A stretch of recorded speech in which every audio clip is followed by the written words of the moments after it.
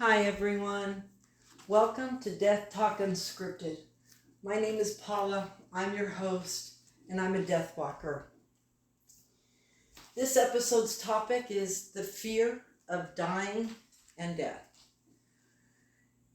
As any of you may know, and if you don't, I do death talks. I educate people on how to talk death, on how to make sure that it is an openly active conversation in everyday life. And a lot of the death talks that I go to, there's rooms full of people. And the first opening question I always ask is, how many of you have fear about how you're going to die? And then I ask, how many of you have fear about being dead? And you know, it's funny, the room always has, it's like scales, and they teeter and they totter. And each one, slightly unbalances the other one. Up until COVID. After COVID, it seems there is more emphasis on fear of how I'm going to get dead. The fear of being dead seems to have settled down a little bit more, but that whole fear of how I'm going to die, what am I going to do? The most common thing I know when it comes to death is the fear of the unknown. How am I going to be taken out? How is my bioorganic body going to stop working? What's going to go first? How long is it going to take? How much pain am I going to be in? Is there enough opiates out there that's going to help me feel better? Are they even going to give me opiates when I die? I mean, just look around. We have so many doctors now who are afraid to write prescriptions for people coming out of breast surgery, having hip surgery. And somehow there's this miraculous thing that all of a sudden, when you're dying, one of the concepts in this country is, hospice. And it's about quantity, not quality with hospice. They will tell you, we can manage pain and suffering. But here's my question. They have the scales, and they have the doctors and the pharmacies, and they have the dosages, and they have the medicines. And they can be accurate with that. It's science. I'm all about that. What you can't be accurate in is what is actually transpiring in the dying person's body or mind. Yes, all those drugs are in there, but what if they have now a fear that they're now zombied out?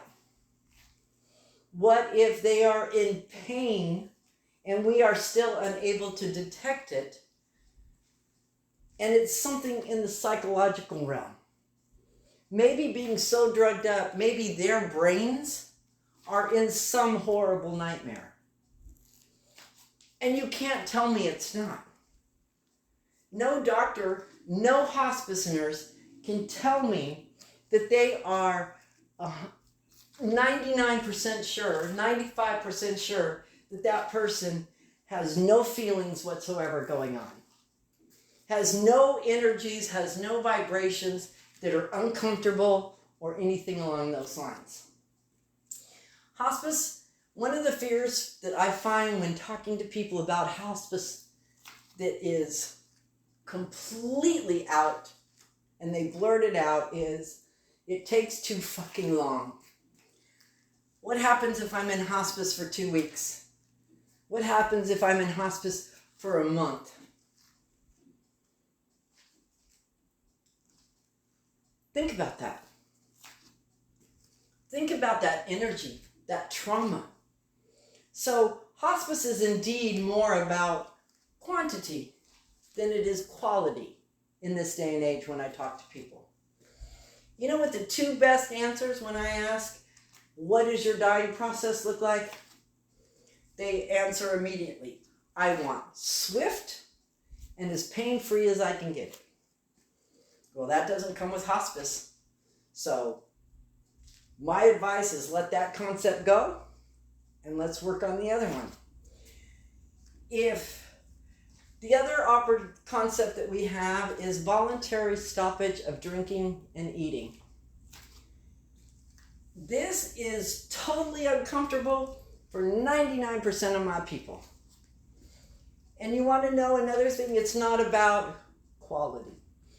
500 volunteer hours for voluntary stoppage of eating and drinking. 500 hours is how long that process takes to die. Can you imagine? Can you possibly imagine that for a minute? Imagine. Some of you have already experienced the hospice scene. You've watched 2 weeks roll by, 21 days roll by, and that dying person is just decaying and completely rotting before your eyes. We put everything out of their mercy. We put our cars out of mercy. We put our animals out of mercy. The whole 9 yards. But we won't put the human being down mercifully. Most of the people that I talk to, when they talk about the dying process, 2 things come up. The thought of losing control. That's another fear. You want to know what the 2 concepts in those are? Dementia and Alzheimer's. Those are the 2 number 1 answers I get. Losing control. After that, it's things like, what if I can't feed myself? What if I am a complete vegetable and I require 24/7 hour care, and most of the time I'm not even in this world? Tell me what kind of quality that is. Those are the fears that people have talked to me about. I don't want that. Because I'll tell you another thing, and I tell people all the time, dementia and Alzheimer's are not killers. I mean, you may end up dying with Alzheimer's. You may end up dying with dementia. But I promise you other things will happen that will get the body to shut down long before the Alzheimer's and the dementia do. Your organs are going to start failing. And when I talk about this, I'm talking about it freely because this is something that I was talked about as a child. Every Sunday night at dinner time, we were talking death. I grew up on a ranch. We talked about the cow that died, the chicken that got eaten by the bobcat that came down. Death was an everyday thing. A litter of pups got born. 2 of them didn't make it. I've always been drawn to those that are dying. Just my way, just my gift, my calling, whatever you want to call it. My moms and my grams and my family that I grew up with, for the most part, death was talked about every day in our everyday lives. It wasn't scary. In fact, it made it interesting, if you will. Because the way I was explained about it is, you can't have life without death. And you can't have death without life. You see, in this time and place on earth, we have a bioorganic machine, what we call a body. We have our essence, our spirit, our energy, whatever term trips your trigger, use it. And it is allowed to stay in the body to allow us to experience this time and place. It allows our energy, our essence, our spirit to be a human being. But it has an expiration date on it. I was taught that there's birth and there's death. And it's a closed system. So everything in our closed system has a birth and a death. We have a begin time and an end time. And that goes with our body, our bioorganic machine. It runs. It runs and runs and runs, and everyone's runs differently. When you take your first breath, your death clock started. First breath, first tick. Tick-tock, tick-tock. Every day. Tick-tock, tick-tock. Death is brilliant. Death gives you, I can't think of the word right now. Death, in my opinion, brings life, daily life, better. Because I now understand that I'm never going to know when I'm going to take my last breath, but I know it's coming. All the ways I can play out every scenario that I know to do, I walk through. And I suggest you do too. If you're worried about dementia, play the tape. Write a script. Write a story. Figure out how your worst case scenario is going to play out. And if you need help, reach out to me. You can Google me, whatever. Find me. Because my energy will draw your energy if you really, really, really want to work through the fears of death. The dying process, the other thing that I get a lot is the loss of control, fear of losing control. Okay, straight up, you're going to lose control. Remember the bioorganic machine that I just explained to you in your body? There's parts in it. And those parts have a limited time. They have an expiration date. Your heart, your liver, your kidneys, your brain, your motor skills.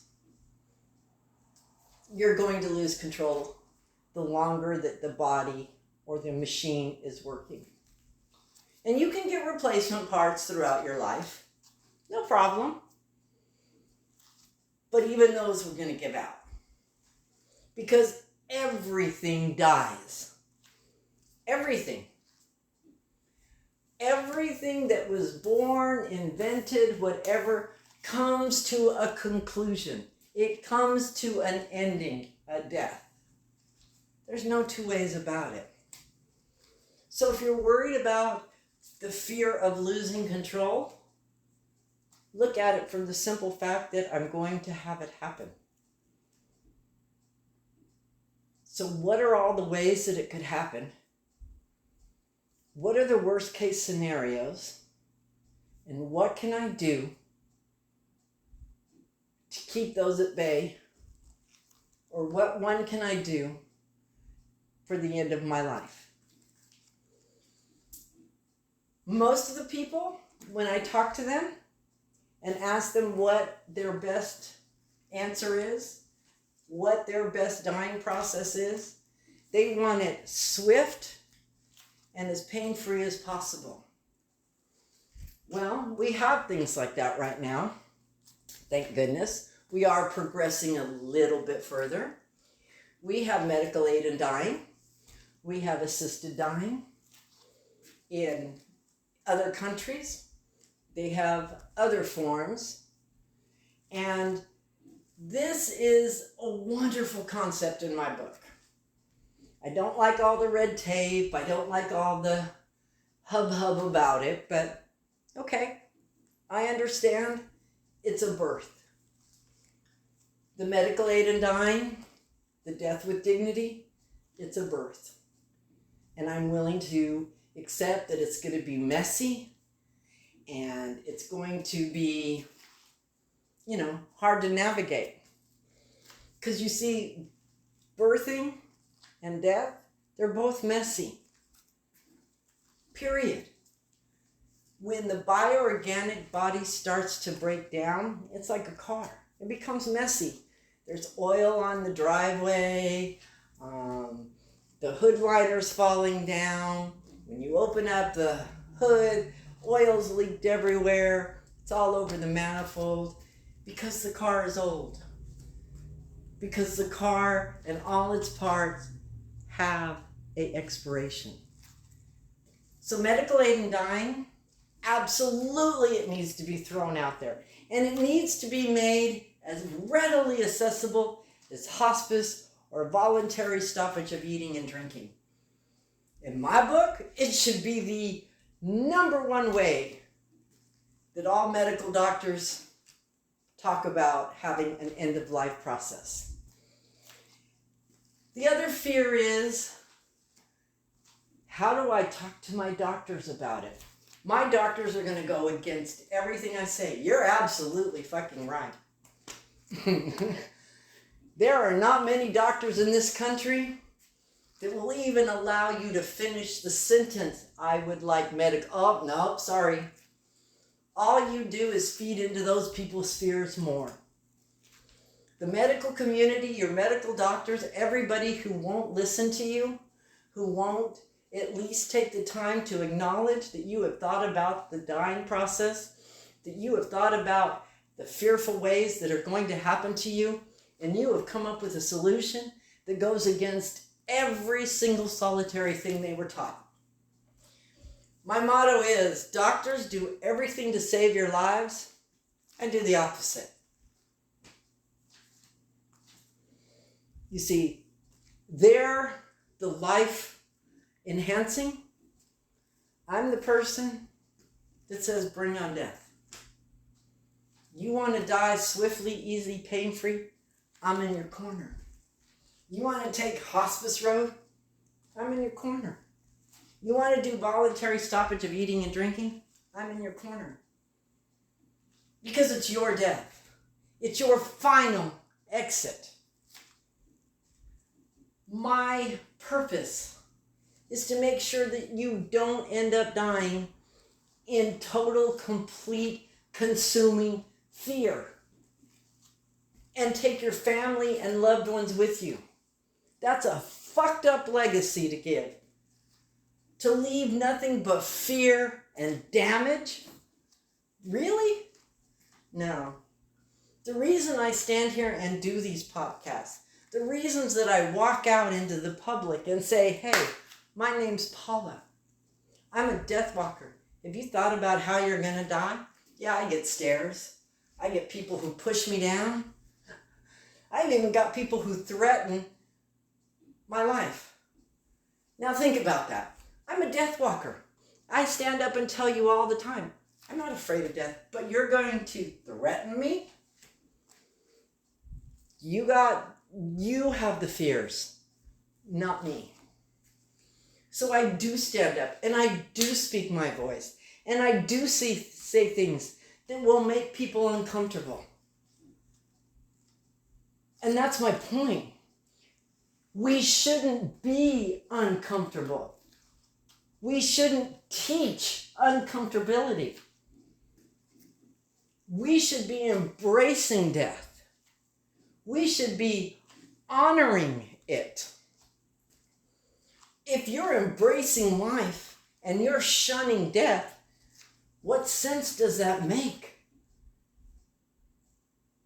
I guarantee you, you're not embracing life like you think you are if you're running away from death. That's not embracing life. That's being a coward. And you're teaching that. You're leaving that as a legacy. If you're going to have a betterment and say that you're going to live life to the fullest, then the other side of that is, I'm going to live life to the fullest and I'm not going to fear what's to come in my dying process or in my death, because I've already played the tape. I've already written the movie. If you are not, every morning when you wake up and you do your prayers and you thank you do the gratitude, look around, take a breath, realize, it's another day. When you're in that shower and you're brushing your teeth and you're doing whatever you're doing, did you also stop and think, today might be the day that my last breath comes? Do you think about that when you're driving down the freeway? And you're yada da da da, life is good, I got my coffee, yeah, baby. Oh, damn. Death could be right around the corner. If you can't say that in a clear and precise sentence without it fucking up the rest of your day, without it making your vibration go lower and your anxiety set in, then we need to talk. We really need to talk. And so every point of the day, when you're standing on your coffee break, or you're standing outside with your smoke break, or walking and doing your dog walk, if you're not looking at the beautiful flowers and smelling the fresh air, and at the same time in your mind going, damn, that tree's gonna die. Aw, dang. What if I get 4 more blocks and it's my last breath? And if you can run through that and still enjoy your walk and think it was the most awesome walk in the world, then you, my friends, don't have a lot of fear about death or about your dying process. Same thing at night. Say your prayers, do your meditation, get ready to lay down in bed, and it's just like, this is it. Okay, finish that. Finish that sentence. If this is it, if I do not wake up the next day, I'm okay. I had a great life. It's cool. If you can't say that phrase during the course of any day at any time, when you're sitting al fresco, when you're walking through a market and a car accidentally pulls out and it freaks you out, you're like, oh man. I need to remember, my last breath could be any time, anywhere, at any age. But the thing that I find most interesting is we don't talk a lot about the quick deaths, where the 20-year-old, spontaneously has a heart attack, or the athlete drops dead, or we don't talk about someone who, dies of cancer at a young age. These are all fear issues, and there are, those bring up a whole different fear. It's an accidental fear of death, but those somehow in our society are not acceptable. They just seem less dramatic. The one thing that I find is the biggest fear of all is getting old. What's this bioorganic body gonna do or not do? And I don't want to go along with all of those deals. Fear of pain and suffering. Yeah, this I've talked about already. When you're in hospice and they gauge all that stuff, pain and suffering also has another side to it. Pain and suffering can be for those that are watching you go through hospice. That's another fear of what's it going to do to my loved ones? How are they going to cope with it? What are they going to do with all this after I die? And how are they going to move on? If you're the dying person, sit your loved ones down. Start talking to them today. When you sit down and say, hey, I got to tell you, I got fears going on. I want to talk to you about my dad. Because I don't want to be fearful anymore. I want to walk through them. I want everyone to sit down. And I want you to hear what I'm thinking and feeling and saying. I want to talk about it. Because the last thing I want to do is put you all in a lurch as well. I don't want to be in my dying process and all of a sudden not be able to communicate to you all. Because I couldn't sit down and face it ongoing. These things are so doable. The problem is, we don't take that attitude. We don't teach. We don't educate. We don't embrace death. We just don't. One of the other things is a fear of what happens when you take your last breath. The number 1 and 2 on the list is this concept of heaven and hell. I was not raised in that environment. I was never raised to think and to operate my entire life based on an entity or some greater being that was either going to reward me or punish me. I can understand why 80% of the population in this country fears death. If I was raised like that from the age of 2 or 3, you damn skippy. I'd be doing everything I could to keep from dying. Because what if I wasn't good enough? What if I didn't do best? I don't understand that concept. I don't have a lot of experience with that concept in my personal life. Growing up, it wasn't so much of a entity or super being or whatever. In my world, we were taught that our essence, our energy, was placed into this time and place. We were given this bioorganic machine to experience being human, to experience love and joy, life and death. And every day that I am here, I get to do so many things. And when I die, when I take my last breath, my energy, my essence, spirit, choose your word, I'm open.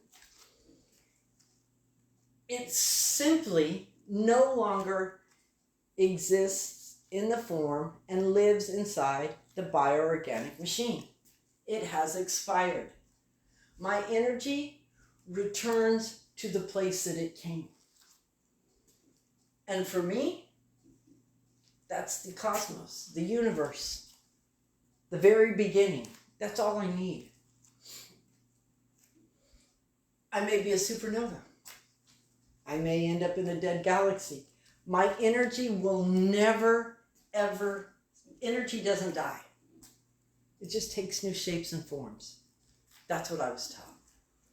The energy inside me allows me to love and hate and cry and laugh and talk death and be okay with death. There's the afterlife, of course. Some people believe in reincarnation.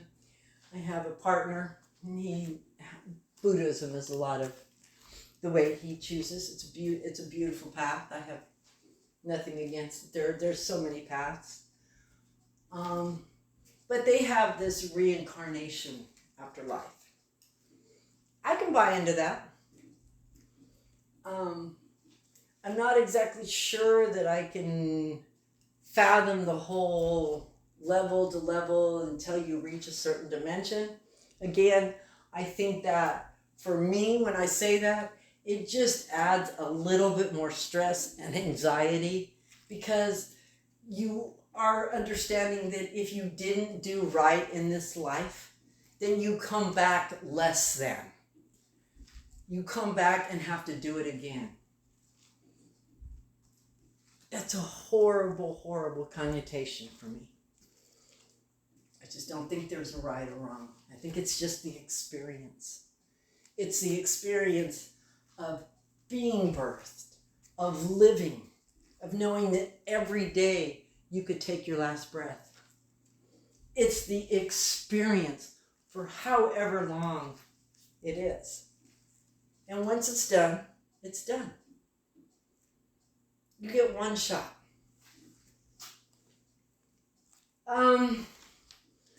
The ancestor and intervention thing, this kind of goes along with a little bit of heaven. It also goes a little bit with my culture as well. The fact that when you get to the dying phase and you're just about ready to leave this time and place, a lot of people speak of hallucinating or looking at something, or maybe they may even say something like John was here or Grams is here. Is this spiritual? Is this hallucination part of the bioorganic body shutting down? Is this your energy, spirits, or essence? I think it's a combination of everything. Everything's coming to an end. It's like the old Looney Tunes, where you have the big ending and then the little black hole and then it just ends up going away. That's it. It's a beautiful thing, if you think about it. And if you could do it swiftly and as pain-free as possible, can you imagine the beauty in that? Can you imagine? And just because someone took 40, even if you take the longest birth, and I don't know what the record is, but I know a friend of mine who spent 36 hours in birth. That's a long time. Or is it? What if your choice was to die in 36 hours instead of 36 days, 3 weeks? So you see, my point here is, in order to totally understand and embrace death, you have to live with it every day. And you have to acknowledge that it can and will happen. How? That would be great if we could decide, right? When? That'd be even greater if we could decide. How about where? That'd be fucking awesome too. Wouldn't it? Wouldn't it be great? Wouldn't it be such a relief if the doctor said, you know what, you're going to have a horrible cancer. We're going to drug you up as best as we can. It could take weeks for you to die. And then another doctor said, you know what, I got you covered. Yes, it's going to be a painful illness.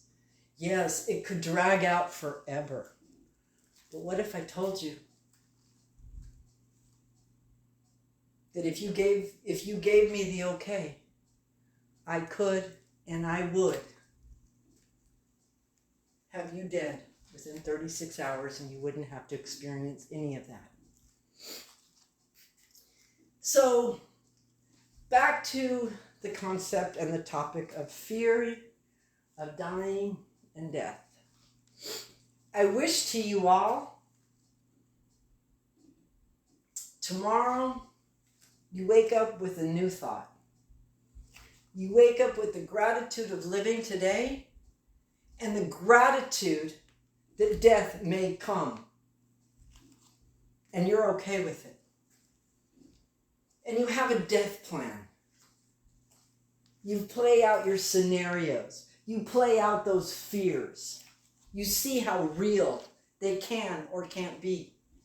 And what in your world can you do to solve those fears, to ease those fears?